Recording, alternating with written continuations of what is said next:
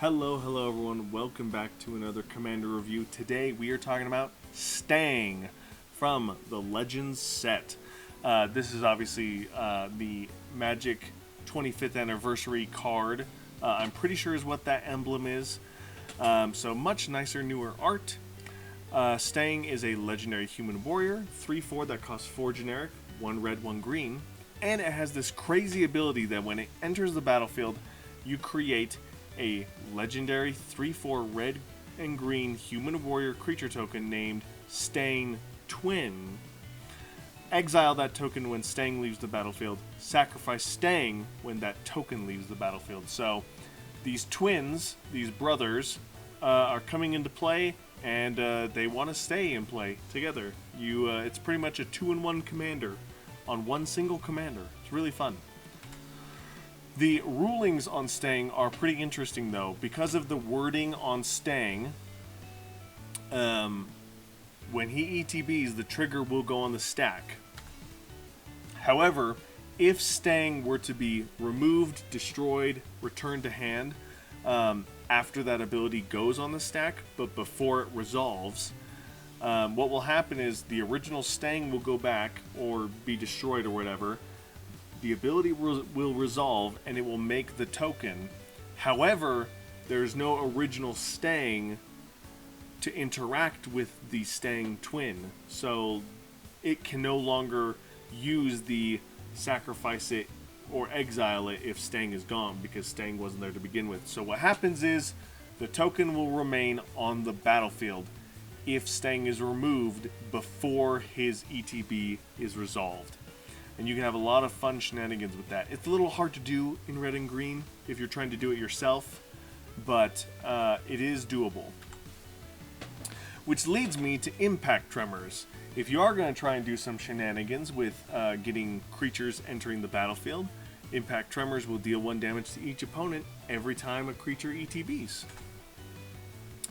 The deck that I am building Stangg for, or rather I'm putting Stangg in, I think I've already built this deck, is a red-green goading deck. And it's all about just having your opponents fight each other, and since Stangg will have a copy of itself, a twin of itself, that's just extra commander and extra damage. The twin will not have commander damage, but just extra damage that you could throw around and your opponents can't really interfere with because they're too busy fighting themselves. If you wanted to go crazy on like Stangg and the Stangg Twin and trying to figure out shenanigans with making tokens and populating the tokens of the Stangg Twin, Flame Shadow Conjuring, Warstorm Surge, Tribute to the World Tree, have fun with those creatures just entering the battlefield over and over and over again, and just throw them around, return them to your hand somehow, destroy them, and then play them again. Whatever you want to do, just play them and get them into play as much as possible to trigger these cards. And lastly, Voltron build. That is two strong creatures in the command zone, and all you need to do is soup them up to deal a lot of damage.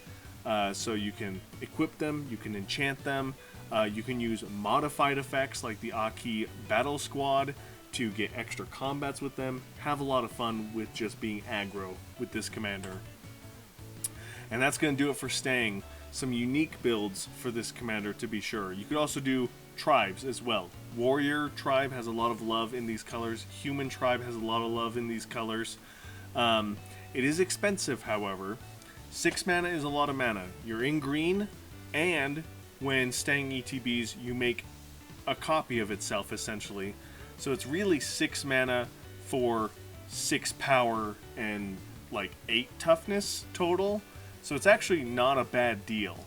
But it is still 6 mana, so bear that in mind. Yeah, I was about to go to the next slide, but there is no other slide. That's going to do it. I hope you guys enjoyed this. Let me know in the comments below if there was anything I missed. I'm starting to realize the more I do these videos that it's more focused on like just fun ideas if I can find them, and really focusing on the rulings of these cards, because the biggest thing that we run into in our play group is sometimes we won't know how cards interact with each other.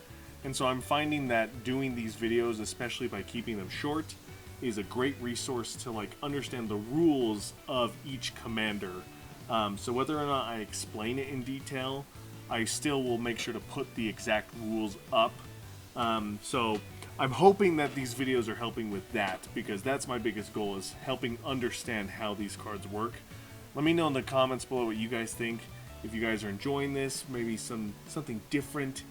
Maybe you guys want me to review some of the new stuff that they released, like the Assassin's Creed cards, that just some of them just barely got previewed, even though they come out later this year.